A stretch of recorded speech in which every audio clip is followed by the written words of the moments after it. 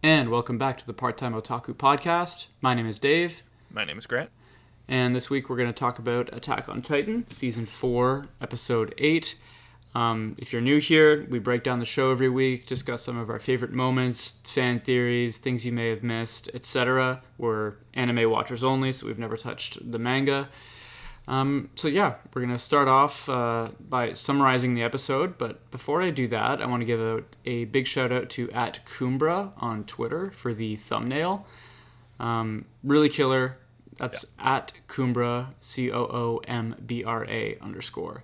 It's the really killer Armin thumbnail that you're looking at right now. One of our favorites so far. Yeah, by far, yeah. It's all been great, but something about this one. The art style, I think, is what's killing it. I agree. And the look, I think the expression on Armin's face is just so blah or exasperated, maybe. I don't know. I like Very it. fitting of the moment. Very much so. Yeah. Okay, so from here, we're going to start by summarizing the show, then we'll get into the details. So we'll jump right in. This is Season 4, Episode 8. With his remaining strength, Eren beats back a wary Reiner before retreating with Mikasa to the scout airship. Gabby pursues the scouts while Falco tries to stop her. Gabby kills former Commander Lobov and figures out how to use his gear to reel herself up to the airship with Falco clinging onto her. Gabby boards the airship and shoots Sasha, before her and Falco are beaten and apprehended by the scouts. As Jean contemplates what to do with these new captives, Gabby screams about carrying on Zeke's will. With this, Jean brings Gabby and Falco into the next room, where Zeke is recovering from the battle. It's revealed Zeke was working with the scouts, though tension remains high between him and Levi. The scouts are furious with Eren for forcing their hand, and when Sasha dies from her wounds, Jean blames Eren for her death. Oh, shit. Wow. Oh man, Dave, There's a lot to unpack. so much to unpack, but just with that closing line. No, you know what? Let's take it beat by beat there. Start from the top? Start from the top. Okay. Interesting note. Something I noticed. Eren for the past few episodes has had this. You and I have been talking. He's had this very not blah attitude, but he's been very consistent in his personal messaging. Mm-hmm. I think this is the last time in the episode we see that from him. What do you mean by that? Well, because when we get up to the airship or the blimp, there's a couple more moments where he's. I don't know if he's being purposely quiet because he feels like he's in trouble or he's being judged. He's trying not to rock the boat a little bit. But it kind of feels like his act all comes to an end, Because you know what of I mean? Sasha's death? Because he finally shows some emotion there at the end? Yeah, and it was just it's all good. It seemed, I don't know, I don't see Eren in a good light right now. By his reaction, I know, he laughs and all that, and it's the running jokes to Sasha and the food and all that, and it was a very good throwback to that. Honestly, when it was on the blimp, again, I'm jumping here, but when they were on the airship and they said, "All right, when are we eating?" I knew she was going to catch one in that moment. Yeah. Her making that joke was like, yes. Yeah. It's but I don't know, Eren, he was kind of all over the place in this episode. He had, you can see as the action was ending, it was tense on the airship with Levi and all them, and there's, again, that's a lot to unpack there. But you can tell he's he kind of feels safe again, and he's kind of relaxing into himself a little bit more, but kind of cold. Yeah, very cold. I don't think it's much of an act. I think he's still a very cold person compared to where he was. I think he's just kind of maybe. I think with the truth and the time skip that we have, the fact that he's had to sit with this for 4 years, I think it has just sort of simmered him down to maybe too far of an extent. He's maybe too heartless at this point. I mean, especially considering coming off the 2 episodes we just saw, the stuff that he's capable of without really much regret. But I feel like killing someone that he more or less grew up alongside was one of those things that, is still able to draw out emotion from him, which I guess is good. I mean, it's good to know he can still feel, but not probably at the cost that we paid. Yeah. Well, that was the thing too. He put, and that's that's the thing too. Like Zeke and Aaron seem to be, preaching the same choir right now. Yeah, Or preaching the same message. You know, like Zeke makes, like it's all gonna work out. It's all gonna work out for the better of Eldia, and like, the two of them, they're sitting there, and they're both kind of like looking at each other as they're both making their points and all that, and like it's Okay, but this is all the climax of the yeah, episode. yeah, So we're jumping way ahead. Just on the top of my head. Yeah, so let's start with the beginning. Aaron and Reiner, for a second there, I was expecting like a full-on fist fight. Yeah. Not so much. Reiner, I don't know if you noticed, but even as it was shown in the last episode and at the beginning of this one, he barely has any armor as the armored Titan. Like, you know how when he was properly transformed before, it covered literally everything? Yeah. Now it was missing from like his arms and his legs and big sections of his midsection, and It also looked like his actual face. his face, Yeah. obviously. So that's why Aaron's able to like, kind of punch his jaw off. But it doesn't seem to matter because Reiner doesn't seem to have been going for the kill there. He was clearly going for Galliard, which you called. Yeah. Absolutely. And that's they've been setting that up for since they introduced Galliard.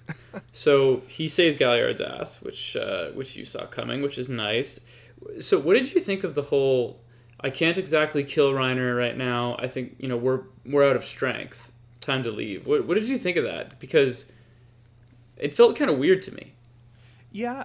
After rewatching it a couple times, I had thought it was weird, but Aaron has, shifted 3 times now at this point.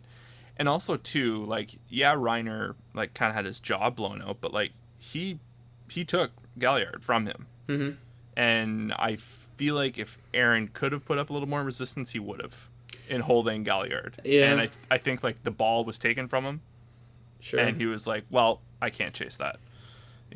So Yeah. I kind of just chalked it up to that, but it's like you said, like, he's been shifting how many times now, Yeah, he shifted 3 times in this one conflict and in I'm a also, relatively short amount of time. I was also thinking too, like, what are the effects of eating a Titan like that, like, because he had just got the Warhammer Titan, like, who knows, like, the process of like taking that in, like, if it kind of it's like a shock to the body, but like Aaron was like, we're out of strength. Like, it was a definitive, line, it seemed like. And my first interpretation, I was like, well, this is lazy, and they clearly just want to extend the line. But then I thought about it, and I was like, well, he, like you just said, he did just eat a Titan. He's shifted 3 times, and probably most importantly, the scouts are literally in the middle of trying to get their asses out of there.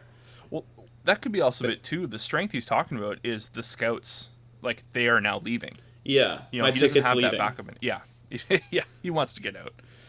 So whatever, we give him a pass on that. Prediction comes true. Galliard stays alive by the skin of his teeth. Reiner, I don't know where Reiner goes from here. Yeah, but I'm not trying to make any predictions, but like, it doesn't look great. And I also want to say, I don't want to like get into nitpicks too early, but how long can Reiner be hopeless and on the edge of death? Like, I don't want them to play this out too bad. They've done a really great job of making us sympathize with him. I got a little prediction here for you. Hit me. Falco has flown the coop. Yep. Falco is the only one who would be able to speak against Reiner, I think, in this instance.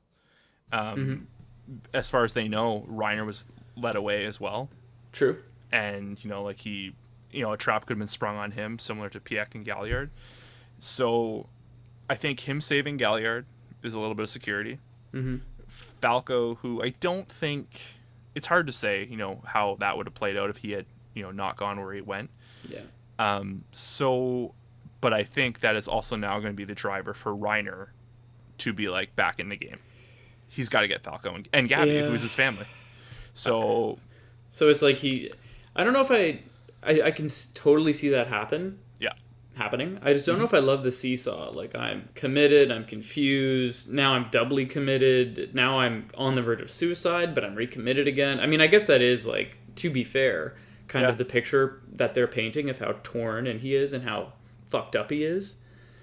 Well, I think, like, I don't think it's going to be for country anymore. It's going to be for, like, for family. Kids, yeah. It's going to be for the kids. And, like, I think he's definitely going to have some guilt when it comes to Falco. Yeah.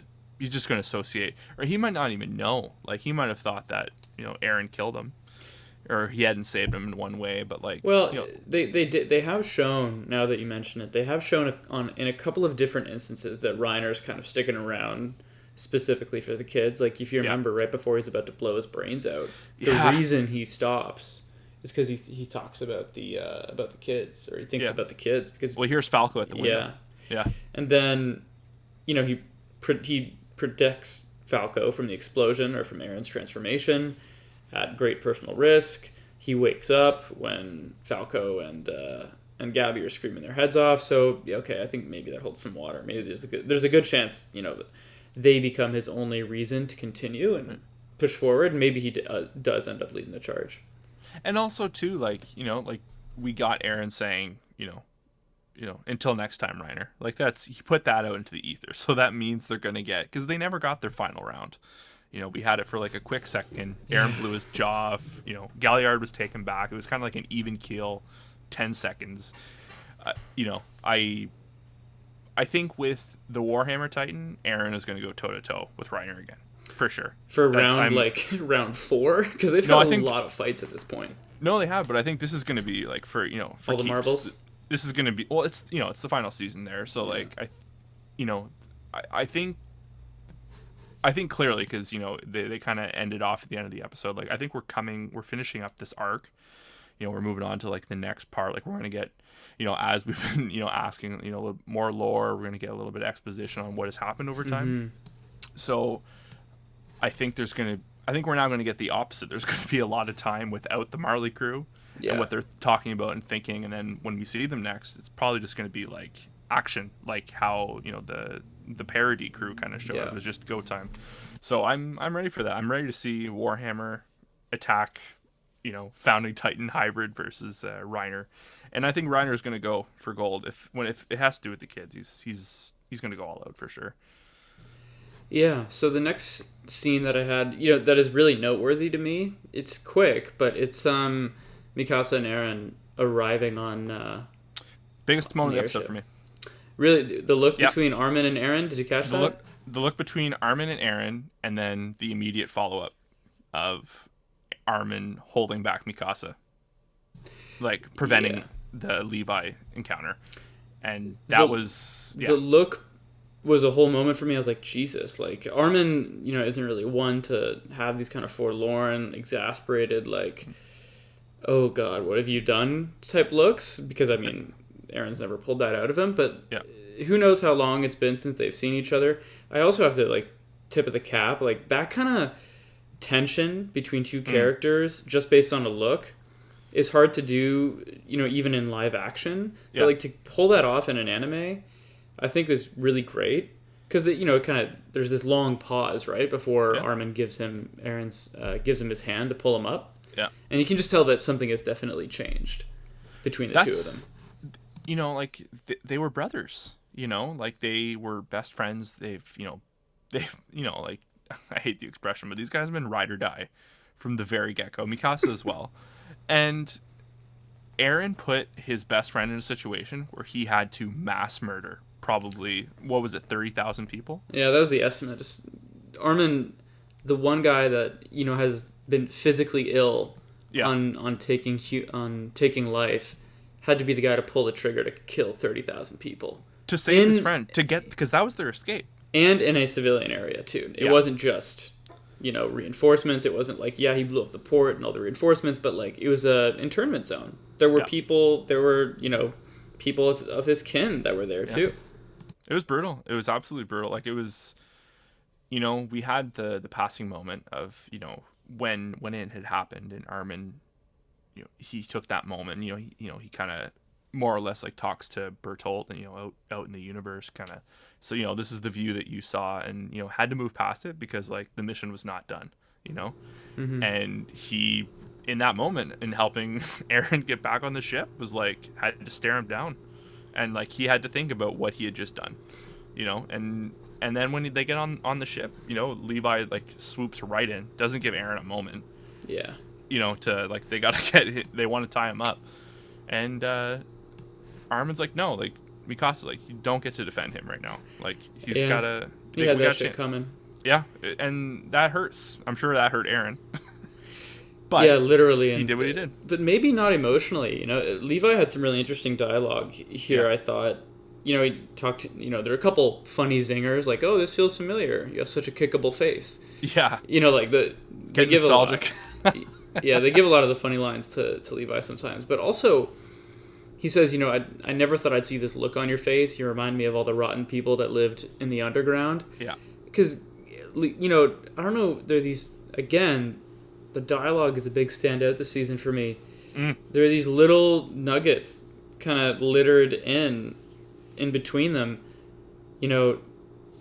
where Aaron basically says, I think Levi basically says, we'll talk later, but Aaron's response is like, well, I think it's pretty clear everything was in the letters.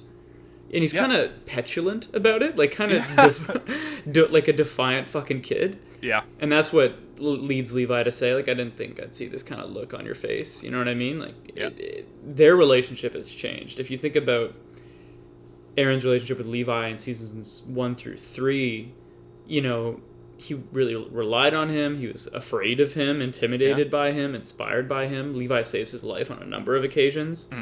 And here he is just sort of looking up at him defiantly, knowing full well that he's forced his hand. He's probably caused people to die. Absolutely. So yeah, big change in the dynamic between Aaron and basically everyone on the show. Everyone. And it's interesting, that line that Levi made about the rotten, that look on your face. I got the feeling, again, maybe it's just the way, like, Levi's very deadpan, so it's kind of hard to gauge, like, when he says something, like, if he's putting a lot of emotion into it. Yeah. When he said that, I was like, that is probably like the most lowest form of disrespect that, like, Levi could possibly have told him. Like, because that is the world that he is from, and he just, it was like disappointment. It was like genuine disappointment in him.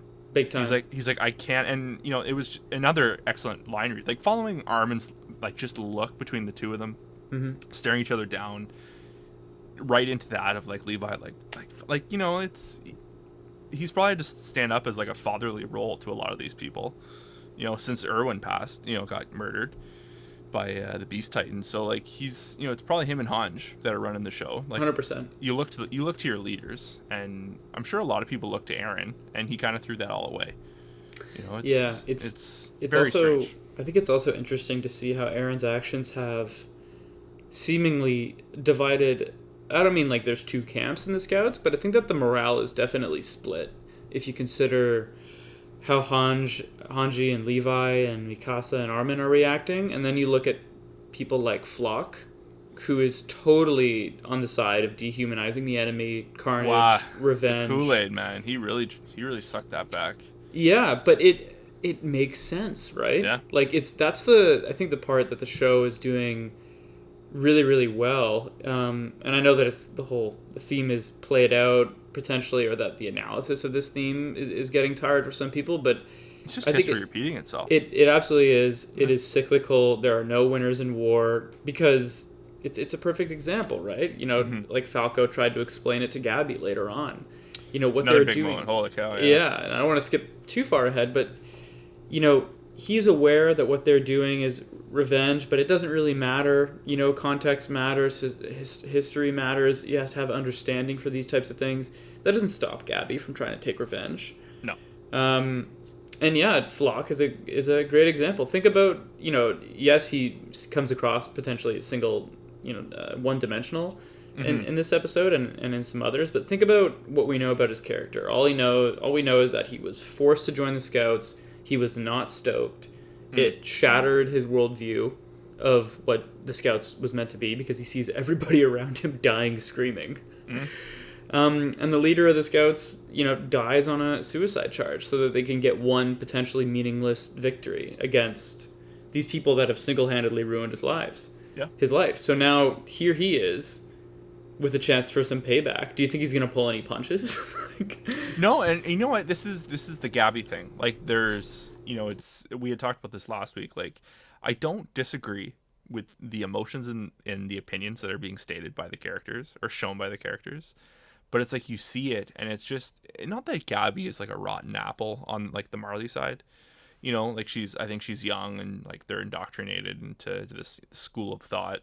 But like Flock, something about Flock just seems a little like bloodthirsty. It's kind of seems like the Marleyan military side of things. You know what I mean? Yeah, no, absolutely. I feel So, like, yeah, go ahead. No, it's just it's kind of it's like 6 of one, half a dozen of the other this season. Like it's everything is same but different in all facets across the show. Like the lines are so blurred that it's hard. It's really hard to see like where everyone lands on, and like it's just man, that the tension on that airship is some of the most like the tense this show has ever been. Yeah, like man. from the moment Armin and Aaron lock eyes, it is beyond tense, like right to the end. Like, I was at the edge of my seat the whole episode. Yeah, this is a good one because it really focused, the pacing in this show so far, especially this season, has been pretty great. Character introduction, exposition, character, and then, action, plot development, back to character, relationships, story. Like, so far, I'm really, really loving how the pace is going. Yeah. From here, we pretty much go back to Gabby chasing down the ship, I think. Yeah. And Falco chasing her. There's, they have this moment, which we can expand on, where Gabby kind of recaps for the audience, like, what it's been like to grow up as an Eldian. But one thing that we haven't heard from her yet is her reasoning of why she wants to become a warrior, right? It seems this is a bit of a theme here, right? Like, Aaron, Reiner, Gabby, Falco, most recently Gabby, all these people, we learn about their drive. And Gabby's drive was, she wanted to elevate the Eldian race to the point that their armbands would be kind of a symbol of hope or power, or and not necessarily enslavement and, filthy blood, etc., etc. So, it sort of worked for me. I mean, I felt like it was a good time to reinforce where she comes from, and we just seen what she's been through. So it's definitely not a leap for us to see where that she's revenge hungry at this point.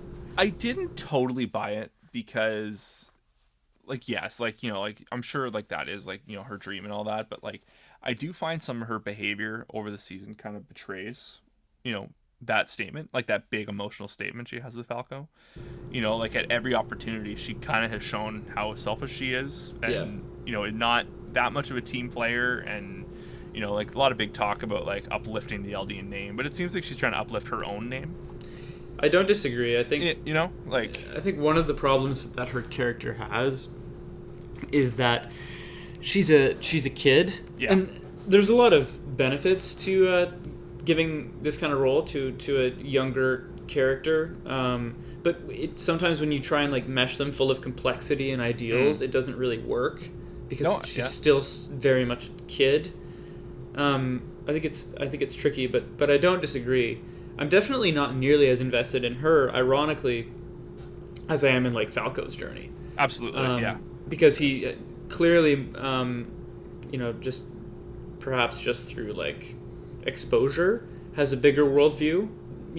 Probably because he's, got to spend all that time with Aaron, and he got to spend all that time with Reiner, and he witnessed that confrontation. That was a huge turning point for him, and like they showed that too, because that's the big part of that scene is, like she kind of, because there's a couple things I did want to unpack that even after watching it a few times, I'm not sure if I fully understood. Do you know the line she makes of when Falco tries to justify like what had just happened, and he's like, yeah, like the Warriors went over, a lot of people died, like we're the same. Like he kind of mimics what Aaron says. And then she asks him, Did you see it? Did you see it? Is she asking him about, did you see what happened at the theater? Or did you see what happened on Parody? I think the way I interpret it, and I think I'm right here, so bear with me. I think she's saying, Did you see it? Like, did you see what happened on Parody? Did you witness our people do bad things? I think it's kind of a childlike attempt to be like, are you sure? Do you really believe them? That's what I took it as. That's how I interpret it as. Because, to be fair, she's in the middle of having this emotional meltdown. Yeah. And he provides her with a pretty rational argument. And rational but radical in her ears. Exactly. It's blasphemous. I don't think she's gonna. It's just a tough. It's a steep hill for her to climb to be like, oh, okay, I've a lifetime of education behind this, and literally what I've just seen confirms everything they've been telling me. Oh, but you heard a story in a basement, so yeah, okay, I guess I'll just simmer right down. You know what I mean? Yeah. Like, it makes total sense to me that she doesn't go, oh, okay, Falco, good point. Let's go home. And I knew there wasn't going to be like that, kind of, flash in the pan moment where she's like, oh, you're right. For sure not. But if anything, like... But I appreciate that Falco tried. And that he had the wherewithal to process that as a kid. Aaron definitely got... I think we're going to get some more Aaron and Falco scenes. For sure. Some one-on-ones, potentially. I hope so, yeah. They're probably all going to throw them in a jail. That would be my guess. They're all in, like, cages next to each other, and they can kind of just talk. Ooh. I'm sure Gabby's going to be screaming at Aaron. That's a good prediction. That would be cool. Aaron probably has, Aaron probably has some penance to go through as a result. They are not going to let him see the light of day for a long time. Like, he's on ice for a while. That's a good point, yeah. And by now they probably have, pretty formidable Titan type holding cells, based off of the fact that they knew what to do with Cart and... Yep. Yeah, interesting. Okay. She kills a guy named Lobov. And have we met him? They made it seem like we did. know him. So I can't remember, and I feel bad, and I wanted to Google, but, I don't know if anybody listening is on the Attack on Titan subreddit. I have a feeling that you are if you're listening to this. So you're probably aware. Spoilers are everywhere right now. The final season is a really big time for anybody who knows what happened. The manga is just wrapping up or will be wrapped up in short order. So we are quickly gaining on the manga. And, in typical internet fashion, there are like people intentionally DMing people spoilers just to try and ruin it. How do you live with yourself? Yeah, I know. Fucking monsters. You're worse than the Marleyans. But anyway, so I was afraid to Google it. I think, and this is a reach, that Commander Lobov, I think he was from the military police, and he was like kind of a shit in S1 or S2, season 1 or season 2. And then maybe he had a change of heart and joined the Scouts. That is my guess. Who knows? Because he makes references kind of humbling, trying to be humble, of I'm not your commander anymore. I'm a recruit. I'm a recruit. Call me a recruit. So I don't know what that was. I feel like because that's the nice thing about this episode is there's a lot of elements they introduced that we're clearly going to get some history on. Just probably next week on, they kind of hinted at, we're jumping ahead, but I feel like we're gonna, over the next few episodes, we're gonna see Lobov and his. Yeah. Do you know what I mean? We're gonna get maybe who knows, 3 or 4 more episodes of the time in between. Yeah, going over the details of the time skip. I think last week we both said we wanted that, and it looks like that's what we're gonna get, which is good. I can't wait. that's what we needed. So he catches a bullet. Oh, okay. I have a piece of trivia here. So he catches a bullet. He's killed by Gabby, right? Yeah. And he dies, and, this is a quick detail, but I don't know if you notice. He dies because he hesitates. He doesn't shoot her because she's a kid, right? Yeah. And that made me think about it, and Gabby has avoided death 3 times because of her age so far. And everyone who has hesitated to kill her has ended up dead. It's in the pilot, when she's approaching the bunker, and the guys don't shoot her because she's a kid. Yeah. Oh, wow. And then she blows them to hell. And then Sasha, last episode, easily kills the 2 guards next to her, has a clean shot at Gabby, doesn't take it, walks away. We know what happens there. Fuck. And here, Lobov, he goes, kid, hesitates for a second, boom, dead. So 3 people have hesitated. Do you think that's Gabby exclusive? I don't know if it's Gabby exclusive, but I think Because- it's not an accident. Do you know who else almost went or shot at a kid and? Oh, I guess no. He ended up doing it. Who? I Oh, guess Gene? Gene, yeah, but he Yeah. took the shot. Gene took the shot. I Yeah. mean, you know, maybe he missed because of some like deep down reason, or maybe he missed because of the steam. I think it was the steam, but Gabby has survived 3 times because of her age, and she has proceeded to be fucking merciless and kill everybody. Yeah, Gabby's quite the little hitter. She's got a body count on her for sure. Yeah, so I thought that was one thing. I was like, Jesus, she's really just getting by through the skin of her teeth a couple times here. Do you think there's any chance? Because she's clearly going to see, she's going to see some of the world of parody for like at least a little bit of time. Who knows how long? Mm-hmm. Do you think at any point she's going to soften up like Falco, or do you think she's going to be like die hard, like, yeah, let me out of this cage, I'm going to rip you apart? That's a question I had for like predictions / theories at the end.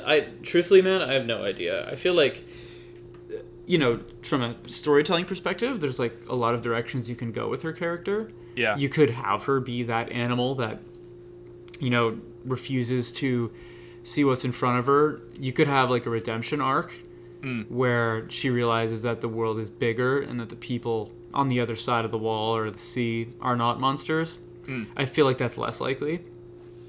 You could have her become re-radicalized by the scouts and everybody. I mean, I don't know. I have a bad feeling. What I feel like is most likely is that she becomes a casualty of the war that she's fighting, and she dies and takes out people with her.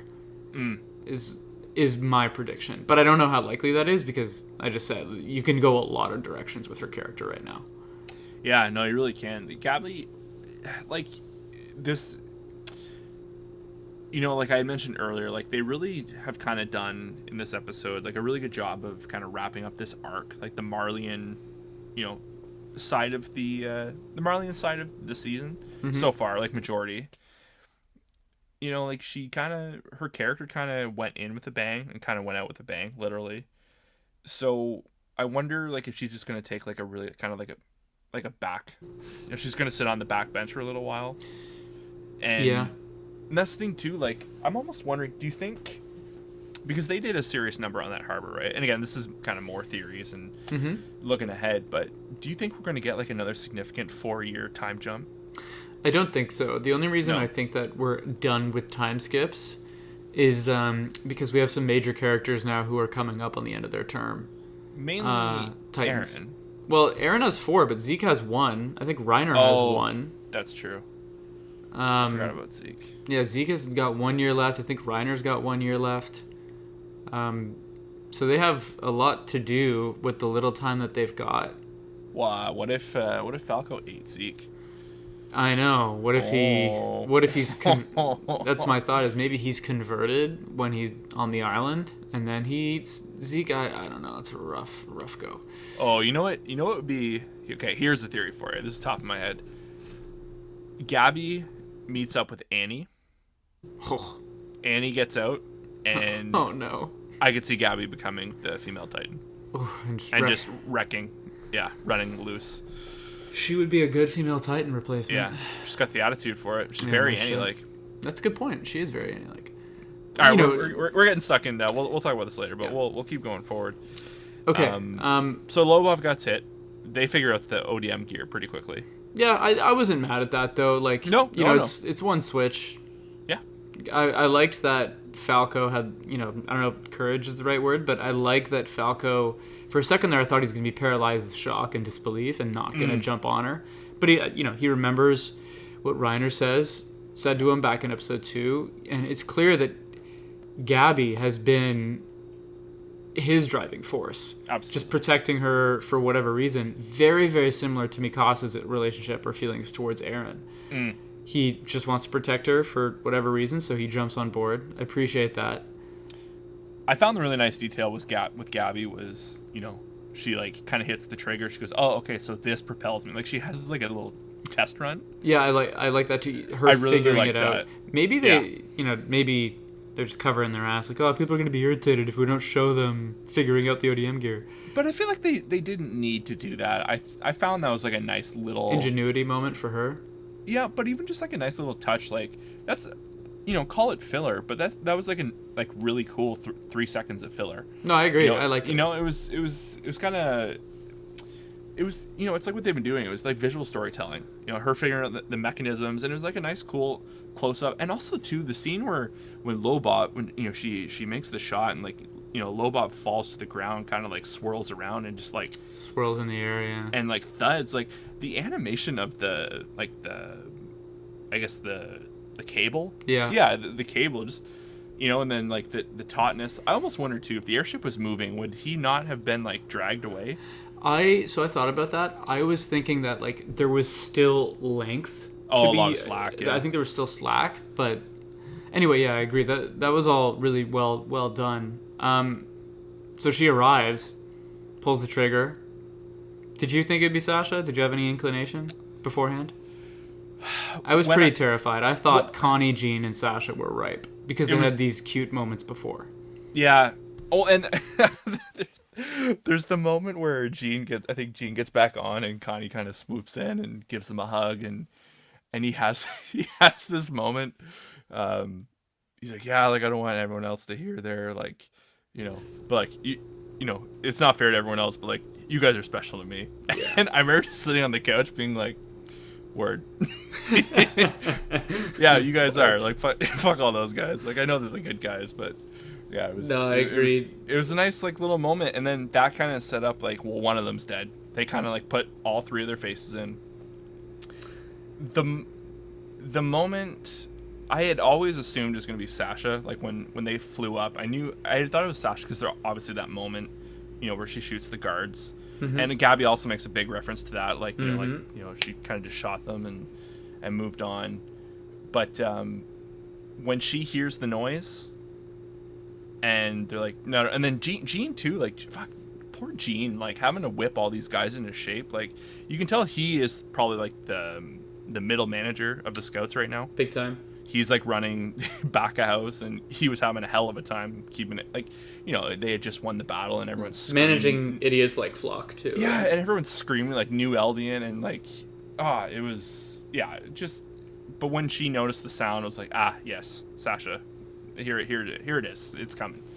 And even Jean too. Like Jean hesitated. Mm-hmm. That was the other thing too. So I almost wonder, kind of back to your theory, because I wonder if Jean's now going to catch one because he hesitated on her. Like I guess the death that happened ended up being Sasha. Mm-hmm. But yeah, I don't know. But brutal, man. Absolutely brutal. She goes down. One thing I'll say about her death scene, because it takes basically the rest of the episode. Yep. But one thing that I really thought was great was the score, the soundtrack. Yeah, they really throughout was fucking bing, spot on. Absolutely spot on. Have they ever put the time and effort and patience in with the character's death like that? Like it was like she was alive. It was really drawn out, and it was brutal. I see what you mean. Yeah, usually it's a rough go. I guess because it's normally fighting Titans, so it's like they had time for last words and speech. I mean, they drew out Erwin's death. That took a while. Yeah, it was different though. That choice, was different. It was a different type of problem. This one was more like there's nothing we can do. She's just going. And just hearing like Connie and Jean like just like screaming for her, and Mikasa and Armin going to rush out the moment they hear who's hurt. Yeah, it was good too. Yeah, Connie coming back and being like, she's dead. Yeah, delivering the news. In shock, and in then absolute shock. The moment he says the words, "She's dead," is when they kick this new soundtrack in, and I was like, wow, it's pretty fucking dope, man. This, every week they continue to outdo themselves, but this was a genuinely tremendous episode. Like, yeah. So. Like her last words are pretty true to her character. The whole meat thing, I get it, especially because like the way the episode ends is Aaron asking about her last word, and the fact that it's meat is like that mostly worked for me. But I think I would have liked it more if she had said, "Are we eating soon?" Because she said that first. I think that makes sense. Like the follow-up of meat makes sense because the second she's back on the airship, she's like thinking about her next meal. So it's probably been on her mind. So it was just a weird choice, but it did work. I'm not trying to take anything away from it. It definitely was very faithful to her character. Absolutely. I think the last week or the week before, I was telling you, I was like, you know what's crazy? She hasn't mentioned food once. She's just bodying people from the rooftops. Yeah. And of course, she gets back, mission's over, talks about food, catches a bullet. Unreal. And when the other I was shocked. Like, they purposely showed it this way. They made the scouts look like absolute savages. Big time. When they swarmed on that, like, boot fucking the like Falco, yeah, and even too, like, Jean has I think it's Flock. Flock has them both, like, you know, when they after by like the scruff of the neck or the hair, yeah. By the hair, and Gabby's like just fighting back, and you can see Flock is just kind of enjoying it, like working against her too. Mm-hmm. Bloodthirsty, like you said. Yeah, it was like shocking. I was like, this is not. Well, they just killed, probably, one of the OGs, man. I understood it. I was still shocked when they bum rushed and beat the shit out of some kids. Yeah. But it also made sense, right? And Flock right to the get-go was like, Jean, do we throw them out the window? And yeah, is that cool? Like, well, he didn't even ask. He said, I'm going to throw them out the window. Is that cool? Like, yeah. And Jean's had some really good lines in the past couple episodes. He's like, if we throw kids out the ship, is this war ever going to end? Jean, like, he's very conscious. Had the opportunity. Yeah, Jean's had the opportunity to really speak on behalf of the audience at some points. Yeah. So it was good to see him have the wherewithal there to be like, hold up. I loved the scene. We're approaching the end here. I loved the scene where Gabby is mouthing the fuck off to him. Just, the upside down look. Yeah. Where she tilts her head backwards and says, like, we're going to avenge our war chief's will. After I die, people will continue the work. She sounds like a deranged fucking cultist. Like a zealot. One thing before we move, like, and Jean's reaction to that is like hilarious, like perfect, comedic timing. But do you know how, like, there's some characters in the show, they have, like, their eyes look like Titans? Yes. The moment of her head snapping back like that, and her eyes are like wide and like shaky and like I don't think it was foreshadowing or anything like that, but like she just seemed like she was a fucking rabid animal. Actually, I agree. One of the things that I saw that people on social media and on Reddit, they put up basically after every episode, like, you see a lot of stills being shared from every episode, and this one was heavy on the eyes. Like, lots of reaction shots.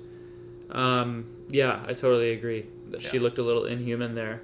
Yeah. And some people are like, it's not that she's brainwashed. She has reason to be mad. Like, I saw people arguing about that. And it's like, well, yeah, like, she absolutely has reason to be mad. She just saw a bunch of people that she grew up with die. They slaughtered pretty much without mercy. But, like, let's also not forget, like, she's spouting lunacy. Like, absolute lunacy. She's gone fucking crazy. Yeah, she just boarded an airship of the enemy with the intent of literally dying because she's fully aware she's going to her death. Yeah. And her last words, that she would choose are that, like, it's going to continue. I half expected her to be like, you cut off one head of the snake and 3 more shall take its place. Like, she was fucking going for it. She fucking lost it. No, I agree. And just Jean, like, oh, all right. I'm going to take you to your boy. Yeah, why don't you tell him he just told me? So, and that's the big reveal. Some people saw it coming. Some people didn't. But that's the big reveal, is they take her back and fucking Zeke is sitting there. Called it, Dave. I'm just saying. I just want to say, from now on, call me Professor Trelawney, because I called that shit. I called it. There was, like, it was so obvious too. Like, it wasn't even like a real surprise. I found it was obvious, like, this episode especially. Like, it was obvious last episode. Yeah, but I just mean, like, the building to the whole reveal, all that shit. Yeah. Anyway, so Zeke's there, Wonder Boy Zeke. Wonder Boy. They open the door, and in an alternate take, he actually just goes, "Saw, dude." What you guys doing here?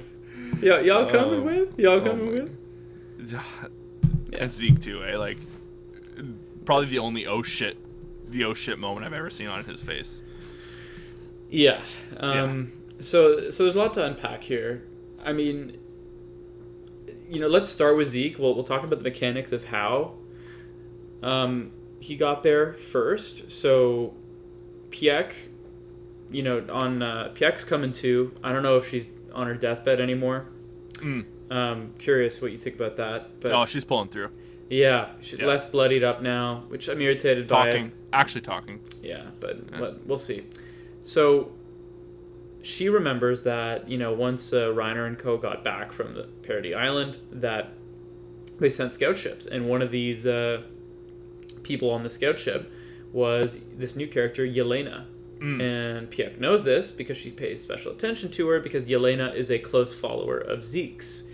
This completely flew over my head. Which part? The part I just mentioned? Yeah, like the whole the follower thing. Okay. Is that something I missed?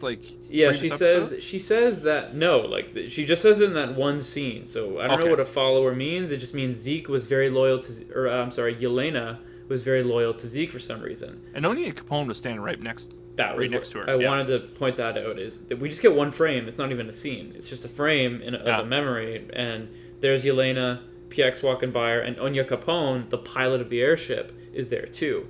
So we can deduce a couple things here. We don't know about timeline, but what we do know is those two were on that ship. They went over, and the guess is they made contact, and with the scouts. Who knows what happened? I'm hoping we find out next week. I think we're going to, yeah. But for somehow, well, maybe not next week, but I think we're going to see it.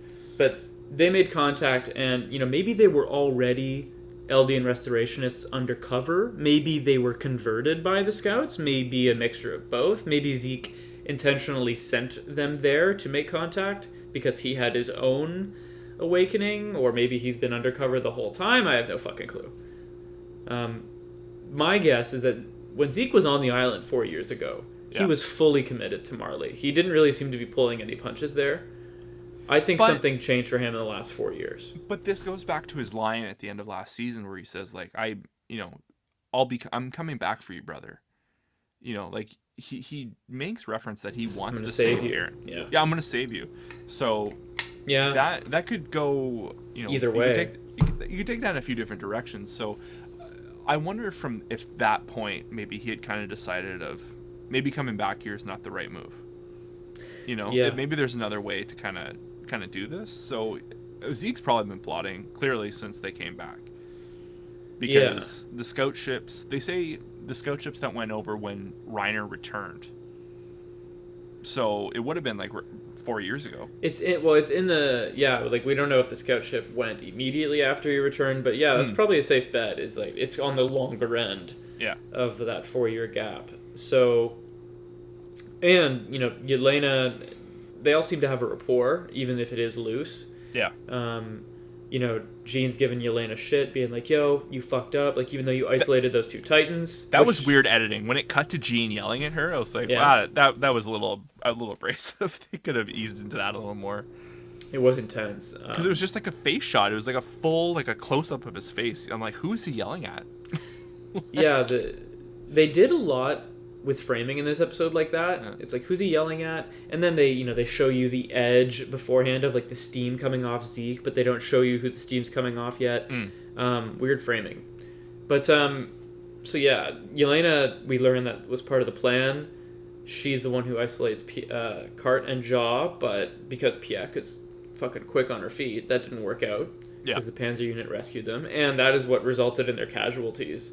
Because other than that, it sounds like this was a slam dunk. They only had 6, like we said earlier, and they were probably all killed by, mostly by the Panzer unit on Pieck. There's.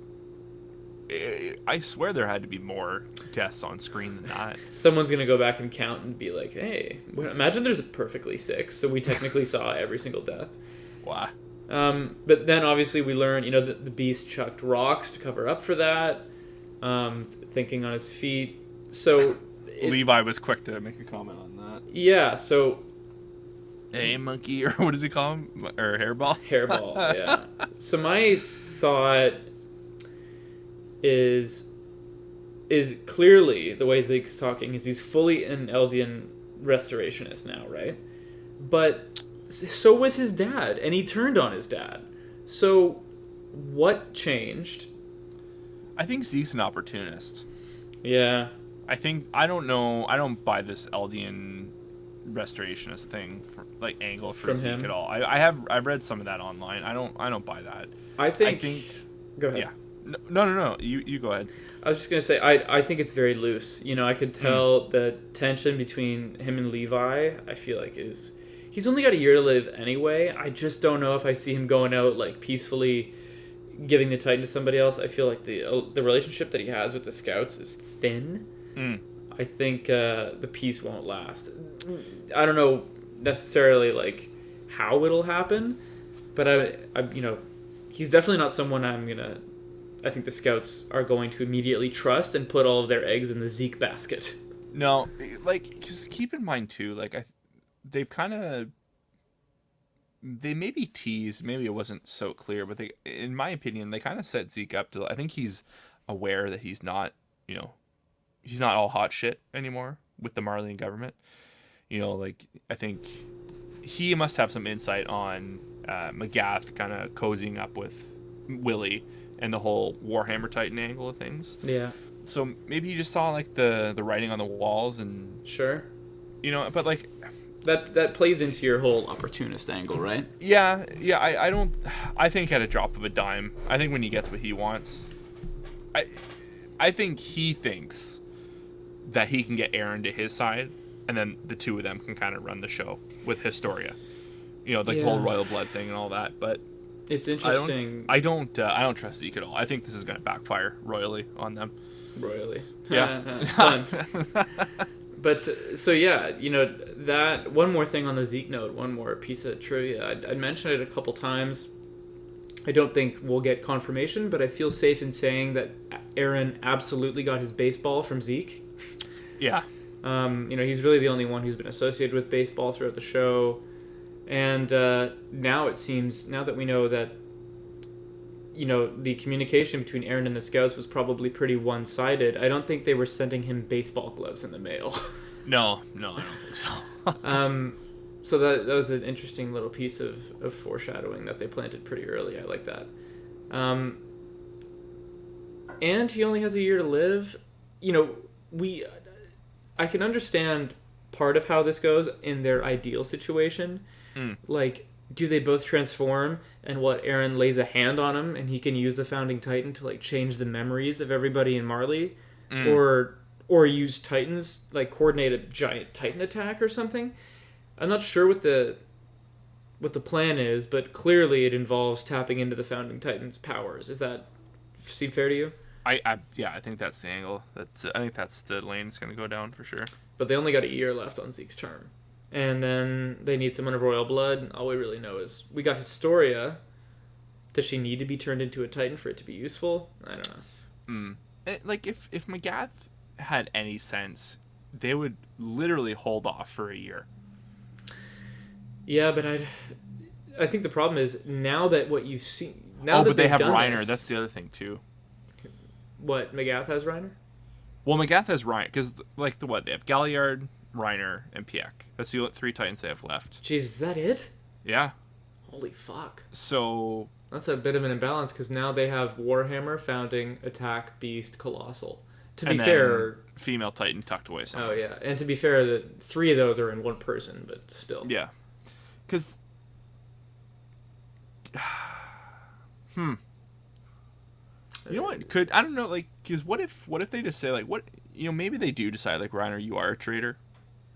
Colt, eat him. I mean, they could reset the clock and keep their hands on the armor, but that still doesn't necessarily give them a whole big advantage against what the scouts have now. They really are just redistributing their existing forces. Yeah. I wonder if Aaron's Warhammer ability will be able to scratch through Annie's shell, or if he still can't and needs the jaw to do that. Because I'm curious now too, or if she's maybe already out, who knows? How is the Warhammer Titan ability going to work? If is he going to turn into a pod? Is he just going to lose the Attack Titan abilities? I don't know. That struck me as a method of employ by the Tiber girl. I wonder if he will look the exact same. My very loose thought here is that he'll look the same, but be able to conjure shit up. But maybe not. Who knows? Who knows? The episode kind of wraps up here with a lot of dialogue between Eren and the scouts. They're talking about Sasha's death, and I thought that again, dialogue is always a standout to me, and I think Hanji had it this time. Absolutely, yeah. She had some fucking stingers for Eren. My favorite one was probably, "You put your trust in us, and we lost our trust in you."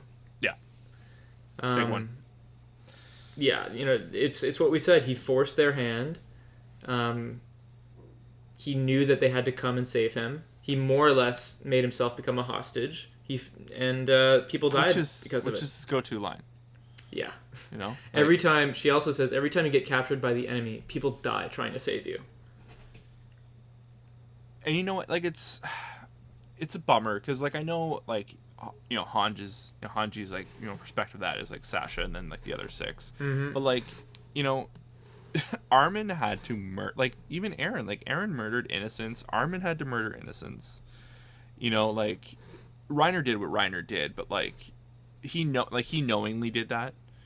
And Eren knowingly did that. But, like, poor Armin. Like, I'm my guy. Like, the situation he was put in to allow everyone to escape, like, they would have been shot out of the sky from the harbor. Like, that was the move. It was the getaway. He was the getaway driver. Yeah. Yeah, it's brutal stuff. And the episode ends on Eren. We talked about this a little earlier, but it asks on Eren asking about Sasha's last words. Connie or Jean tells her, one of them tells Eren. Yeah. And it does get a reaction out of Eren. Yeah. So we know that he's still in there. We see that familiar look. Curious to see how he processes it and where it goes from there. Definitely a glimpse of the old Eren, but he's still just so different. He gone. Yeah, he gone. What do you think? Is that basically it for you? Yeah, man. It's for an episode, like, they jam packed so much. Like, they're it was kind of like a wrap up episode in a lot of ways. Wrap up of this attack. Kind of if there is only 16 episodes. I mean, there's definitely 16, but if this is the halfway point basically of the season. Oh wow, yeah, I totally forgot about that. So no news yet on whether or not they'll do a second part, but if not, we're 50% of the way there. I'm getting a little nervous now. Yeah, I'm getting a little nervous. To be fair, and I would remind you and the listeners, they didn't confirm that season 3 would be split up into 2 parts until like almost the very end of part 1. Oh, really? Yeah, very close to the end. So I think it's still possible. I would love to engage some manga people and be like, what do you think? Like, is it how's the pacing working? Because I've heard what I had read leading into this was the general consensus is there is no way they can do it in 16 episodes. That's what I heard too. Yeah, but it's kind of hard to tell. Like, they've told so much in 8 episodes now, more so than I found they've done in previous seasons. Like, they're really good at kind of consolidating. Agreed. I think it could be doable in 8. I don't want that to be the case. Well, we don't know how much ground there is left to cover. Yeah, that's true. It's tricky. Yeah, we're in the dark here. But I don't want to know, so don't fucking send us spoilers either. Yeah, don't. Okay, so I think that basically wraps it up for this week. Next week, we usually talk about the stinger, the preview, but we've alluded to it several times now. It pretty much looks like a flashback / what happened in the interim, what happened in the time skip with the scouts. What we see is the scouts training with the new weapons, new technology, getting to know Yelena. It looks like they're at summer camp. Yeah, it looks like the funnest summer camp ever. Yeah. This summer camp, we're gonna teach you how to dehumanize and destroy the enemy. Invasion camp. Yeah. So that's what it looks like. We're gonna get next week. We will watch it and we will talk about it, and we'll have another episode for you guys next Wednesday. Thank you for listening. Thanks for tuning in. Again, feel free to like, share, comment, subscribe, mention us wherever it is you mention things. We're still happy every week to see that people are tuning in, so thank you for that. Thank you very much, guys. Okay, cheers. See you next week. Later.